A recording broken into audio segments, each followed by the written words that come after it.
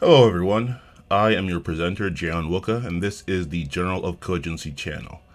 In this essay, I'm going to lay out why I think the idea of orthodoxy versus orthopraxy, or the dividing of religions into orthodoxic and orthopraxic kinds, doesn't give us anything useful. Usually, people put Christianity and Islam on the orthodoxic side as religions of belief, and Judaism, as well as many folk religions, on the orthopraxic side as religions of customs. I think this concept, orthodoxy versus orthopraxy, has clouded our views about religion, but that's not to say that the idea is fake. It came about for different reasons, as I'll talk about, and each of these reasons is primarily the result of a social and/or political context. I think that by understanding where this supposed divide comes from, we can learn the lessons which the people who formed this idea were trying to teach, while also moving past this idea to a better understanding of faith and religion. I did originally want to include Chinese folk religion as I came across discussions of it while researching orthopraxy, but those discussions are using this term in a different kind of opposition, focused more on specifying how we can identify the depth of their religion, so to speak. Here, I'm focusing on what people consider to be a religion's main feature. So the orthopraxy debate in Chinese studies wasn't helpful in a way I could see. I do want to explore Chinese religion though, and may come back to the Chinese orthopraxy discussion in a future essay. Also, I'm going to gloss over several historical events in this essay so that I don't overload this episode. I do plan to return to various events that I bring up, especially the many Christian schisms and the Tannaitic period of Judaism, so please think of this as a jumping off point. As a final note, this conversation will be limited to Christianity and Judaism because that opposition is what the majority of English language material focuses on.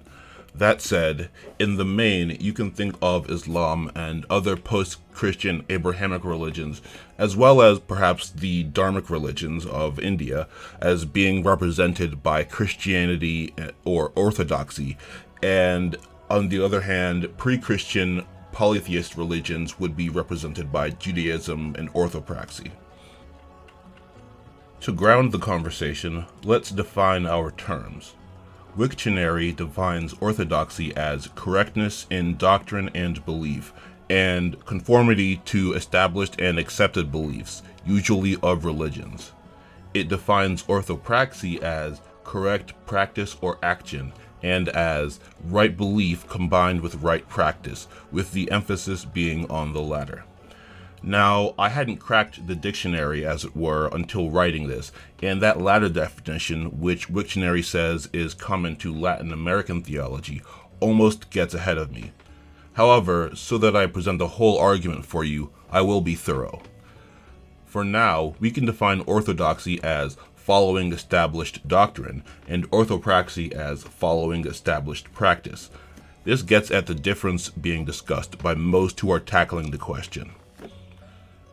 Judaism is a religion of laws.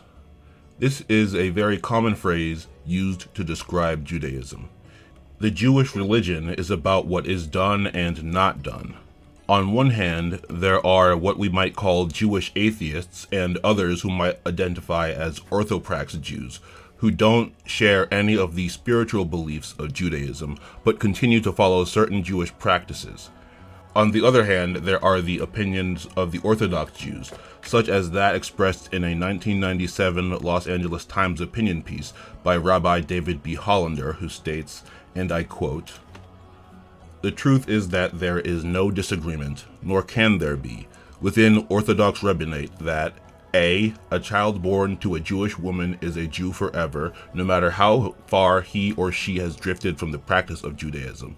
B, that there is only one Judaism, namely Orthodox, and that, therefore, Reform and Conservative is not Judaism, and their spiritual leaders are not religiously qualified in any area of Jewish law such as marriage, divorce, and conversions." Though Rabbi Hollander is making distinctions within Judaism, he doesn't talk about what anyone should believe, only what they need to be qualified to do. We can see some clear doctrinal leaning, but the emphasis is still on the execution of the law. We'll explore this tension more when we get to orthopraxy, but first I want to discuss orthodoxy, in our terms, that is, not Orthodox Judaism. I know that this can get confusing, but it comes with the territories, so it's unavoidable. Orthodoxy, following correct doctrine, is the innovation, even though we in the West tend to see it as the default. That's the main reason that I think it's best to start here. Christianity is said to be primarily concerned with orthodoxy for two reasons. First, Christians are instructed by the Bible and by most, if not all, churches that belief is crucial as part of devoting oneself to God. And second, the many divisions within the Christian community have been extensively justified in terms of establishing correct doctrine. Despite this appearance, differences in personal belief are generally tolerated, and divisions within the overall church are primarily driven by non-theological factors. To help illustrate why this notion of Christianity driven by doctrinal details is at best overstated, I want to go over two basic sets of evidence. First, I will review 4 Christian schisms in terms of their social and political context in order to highlight how these factors drove church divisions. After that, I'll talk about how theological issues have and have not played their role in these divisions. The first schism I want to overview is the Chalcedonian schism, marked by the Council of Chalcedon in 451 CE. Doctrinally, it established the principle of diophysitism as the mandatory position in the Catholic and Orthodox Church. This was followed by the secession of churches in Africa and West Asia, including Armenia. These churches, now known as Oriental Orthodox, professed miaphysitism. In a future video, I'll explore these Christologies more, so I won't get too into it now. The point is that there was a difference in doctrine between the Catholic and Orthodox Church on the one hand, and the Oriental Orthodox churches on the other. The most obvious problem with this reading is that the Council of Chalcedon was not about the Miaphysite doctrine. As far as doctrine goes, Chalcedon's primary interest was the teaching of a monk of Constantinople named Eutyches, as well as the church's boogeyman of the day, Nestorianism. In fact, though Diophysitism had been formulated as a specific counter to Nestorianism, the Oriental Orthodox churches used the Diophysite doctrine to accuse the Catholic and Orthodox Church of being Nestorian itself. I cannot give you a precise reason for this split outside of church politics, but I want to give a few pieces of context to consider. First, Emperor Theodosius II had called the Second Council of Ephesus 2 years before, in 449. This happened without the approval of Pope Leo I, and Leo appears to have viewed Chalcedon as a way to redress that wrong. However, this implied that even the Roman Emperor, not to mention the other patriarchs who were supposed to be equal to the Pope, had to get the Pope's approval for any church business. This implication had long been resisted by the other patriarchs. It's very possible that the Oriental Orthodox churches saw Chalcedon as the last straw in this evolving issue. To see what the papacy had to gain by establishing its authority, we should consider the conversion of Recared, king of Hispania and Septimania, to Nicene Christianity about a century later. Since the Goths under Alaric had conquered a swath of Roman Iberia in the late 300s, their kings and nobility subscribed to the theology of Arius, which had already been condemned at the First Council of Nicaea. The Gothic kings of Spain had achieved nearly 2 centuries of independent religion when Recared formalized his country's conversion at the Third Council of Toledo in 589, amid its own political backdrop. After conversion, the Roman papacy began to exert significant influence over the politics of Gothic Spain. At the time of Chalcedon, the Western Roman Empire was in free fall as a central political entity, so the papacy was extremely keen to replace the empire as a kind of court of last resort, over and above the petty kings of Europe. One of the main ways the papacy embellished its authority was by organizing church councils and maneuvering for settlements which would bind the signers to obey a doctrine supported by Rome. These settlements can therefore be understood, in part, as political flashpoints where churches were forced to decide whether or not to submit to Rome. The next two schisms I want to cover are united in part by a doctrinal dispute known as the Filioque controversy. Again, a fuller explanation of the theological aspects will be best done in a future separate video. The first schism is the Photian schism of the mid-800s. The issue began in 858 CE, when the Byzantine Emperor Michael III deposed Patriarch Ignatius of Constantinople and installed a man named Photius in his place. Because this wasn't done with the express approval of Pope Nicholas I of Rome, the Pope objected to it, citing Rome's claims of papal primacy. In response, Photius accused the Pope of heresy for his toleration of the Filioque in the West. In 863, Pope Nicholas excommunicated Photius and reinstalled Ignatius as Patriarch of Constantinople. This would not truly come to fruition, however, until Basil the Macedonian usurped the Byzantine state in 867. Though Photius had organized his own excommunication of Pope Nicholas earlier that year, Emperor Basil sought the support of Rome, so Basil swiftly deposed Photius and allowed Ignatius to assume the patriarchal seat. The rivalry continued until Ignatius's death in 877, at which point Photius, possibly with Ignatius's blessing, was re-elected patriarch. In 879, at the Fourth Council of Constantinople, his position was confirmed by Rome despite the continuing hostility about the Filioque. The next major controversy was the Great East-West Schism, roughly 200 years after the Photian Schism. Here, Patriarch Michael Carolarius of Constantinople censured the Pope in Rome for the West's use of unleavened bread for sacraments, not singing Alleluia during Lent, and other similar differences. Carolarius also began using the title of Ecumenical Patriarch, theoretically a rank of equal prestige to that of Roman Pope. This was a real rivalry for political control of Christianity, but it wasn't necessarily a rivalry that would split the church. A papal delegation arrived in Constantinople in 1054. Though this delegation was concerned with Rome's primacy, it was not their main concern. They mainly wanted Byzantine help to defend the papal states against Norman invaders in Italy. As it happened, however, hostility between Carolarius and the papal legates led to the legates excommunicating Carolarius, followed by Carolarius excommunicating the legates. This mutual excommunication between a few churchmen is the Great Schism.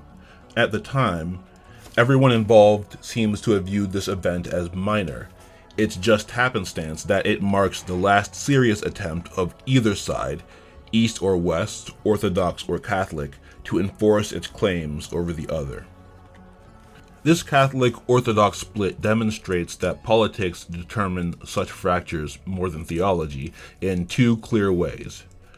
First, the objections that the Eastern churches had to Latin church customs were not new. The Western Church had begun using unleavened bread in the Eucharist ritual almost exclusively since the 800s, while the Eastern Church had seemingly always preferred leavened bread. It only became a point of contention between Rome and Constantinople in the 1050s when it became useful as a wedge issue for a Constantinopolitan patriarch who wanted to throw off the presumption of needing Rome's approval. Second, though the controversy about the leavening was the immediate theological cause of the excommunications in 1054, it is the Filioque controversy which I believe is considered the emblematic difference between the Catholic Church and the Orthodox Church. To me, this is due to the surprising permanency of the East-West Schism. At first, any justification would suffice. but as time went on, I think it simply became too silly to believe that this momentous split was just about bread. The filioque is a more theologically rich distinction than leavening, and that's why I believe it increased in importance over time. We can see here that even in switching to the richer point of debate, the point is not primarily to make a theological argument. The main point is to justify a political situation. Finally, I just want to mention the German Protestant Reformation, usually just called the Protestant Reformation, at least in America, since it's pretty well known. In essence, the German Reformation was about challenging Catholic Church authority, with the Protestants arguing that the Bible itself was the sole religious authority and that independent readings of the Bible could be as persuasive as those made by the Church. It led to a series of conflicts, such as the German Peasants' War and the Schmalkaldic Wars. Several states within the Holy Roman Empire declared themselves for the theology of Martin Luther, claiming independence from the Catholic Church as well as the implied distancing from imperial authority. Before concluding that Luther's theology was the primary motivator of this civil conflict, let's first remember that the Holy Roman Empire had begun concrete steps to reforming political affairs within their bounds in the 1430s, almost 100 years before the publication of Luther's 95 Theses.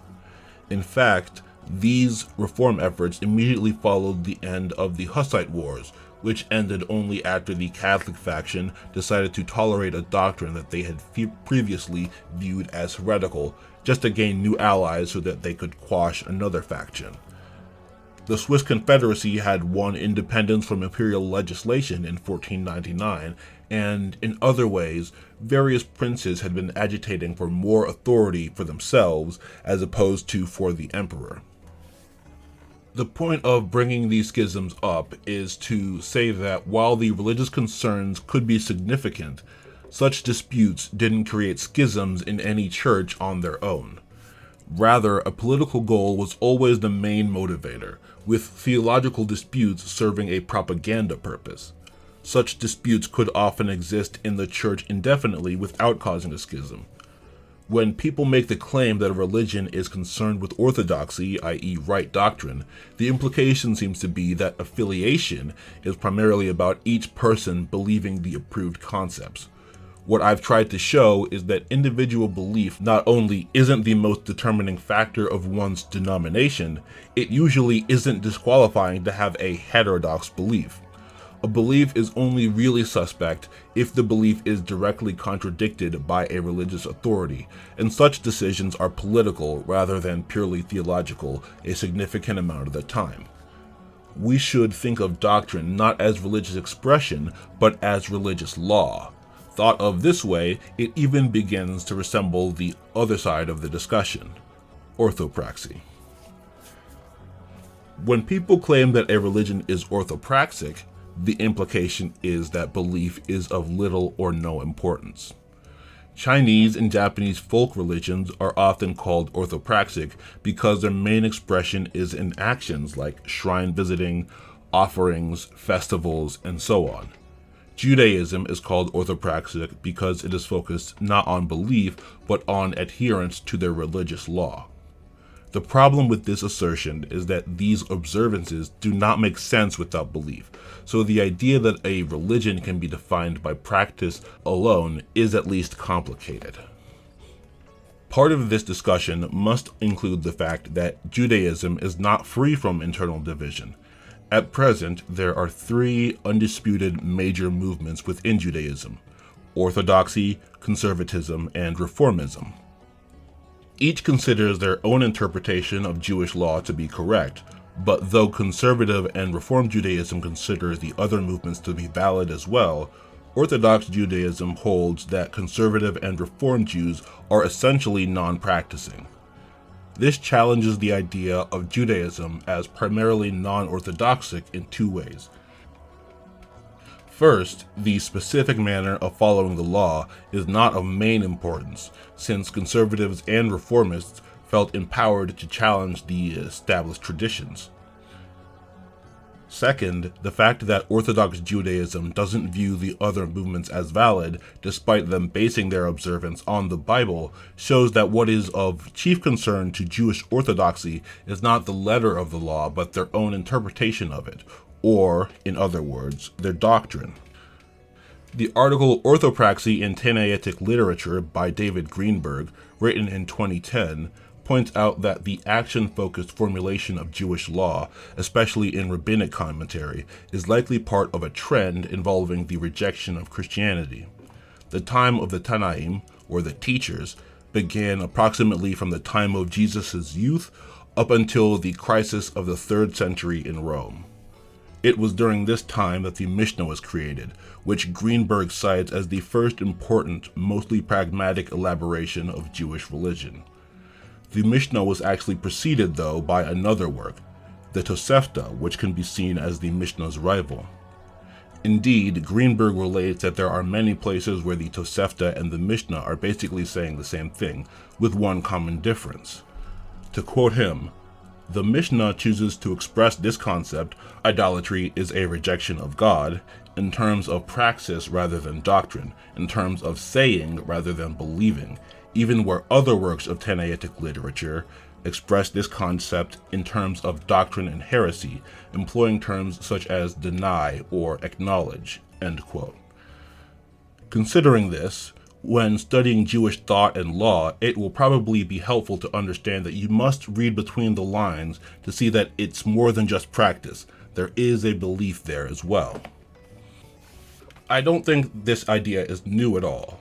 It's not as though Jews never formulated doctrines, since they certainly did, the most famous probably being the 13 Principles of Faith from Maimonides. Why then do we have this idea of Judaism as an orthopraxic religion, one which doesn't trouble itself much with doctrine? The one clear historical reason, highlighted by Greenberg, is the desire by both Jews and Christians to put distance between their religions.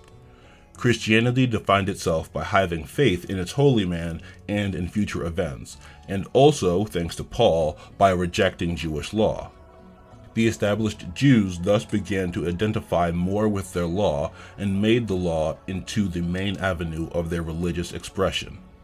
While I don't deny that this was part of the shift, I think more concrete pressures made identifying as orthopraxic specifically advantageous.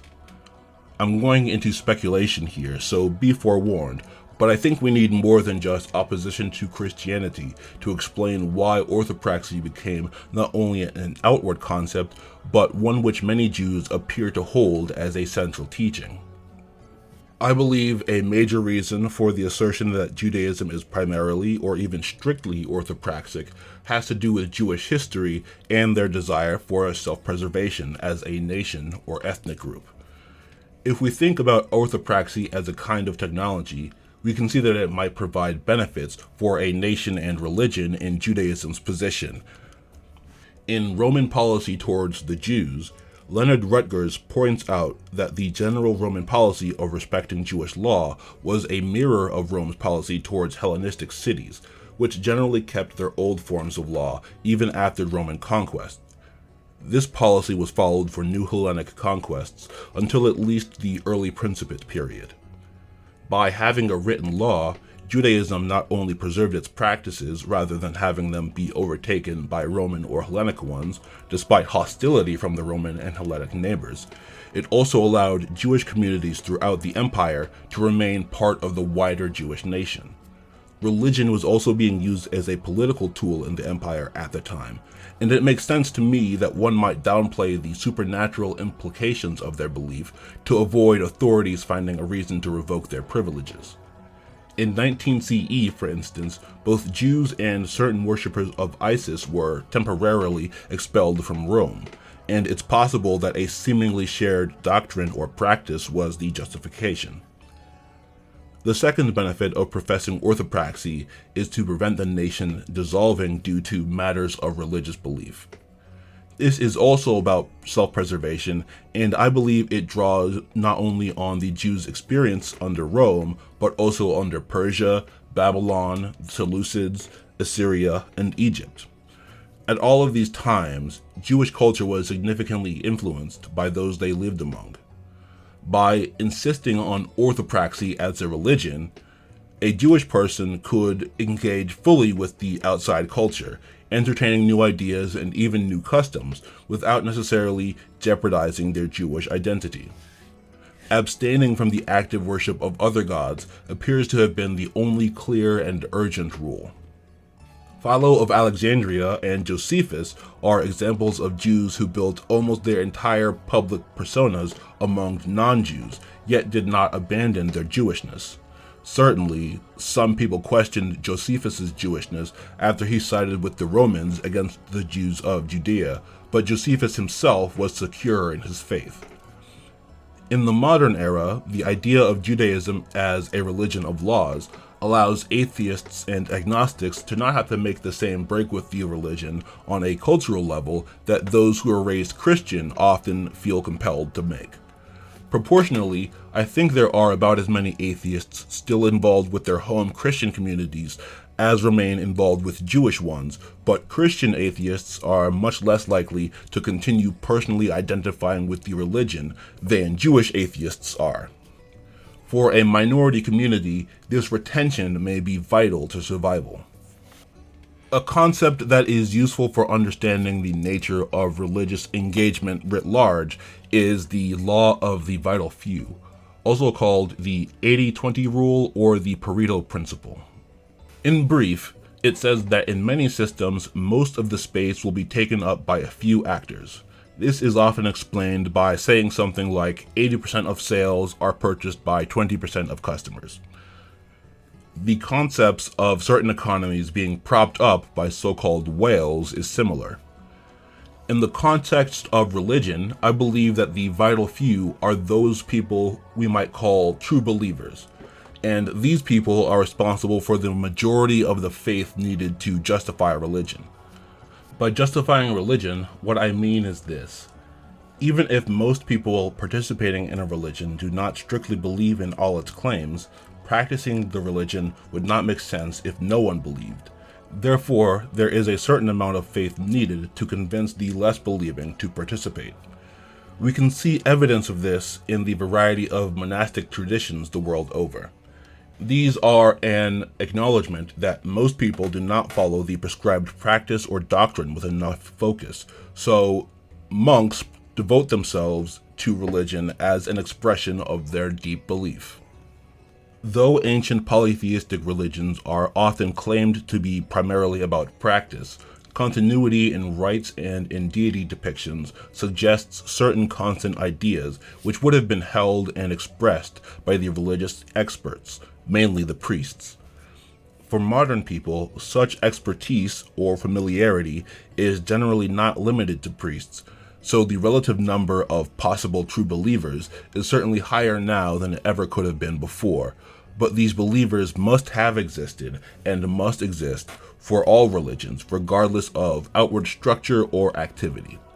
In the context of Judaism, my point is that it is incorrect to assert that belief is not a vital part of Jewish religion, even if you want to make the case that it's primarily about legal compliance.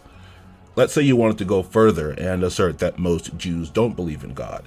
Just to be clear, I don't think this is true at all, but for the sake of argument, I want to take the extreme position.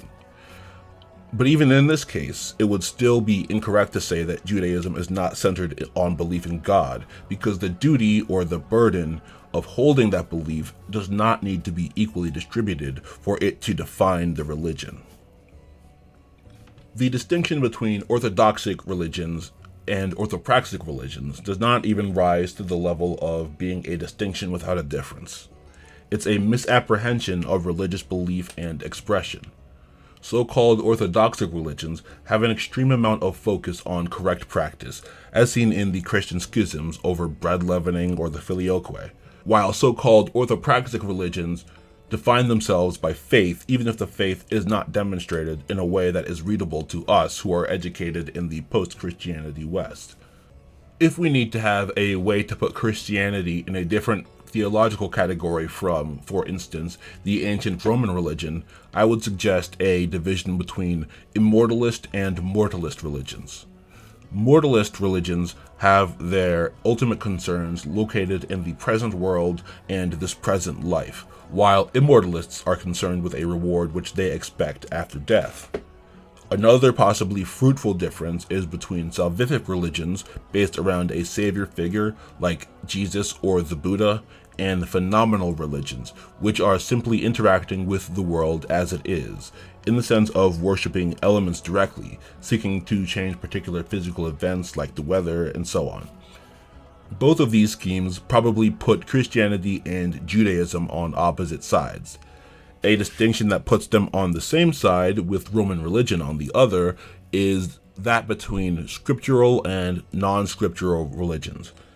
Any of these divisions can provide real insight when studying religion.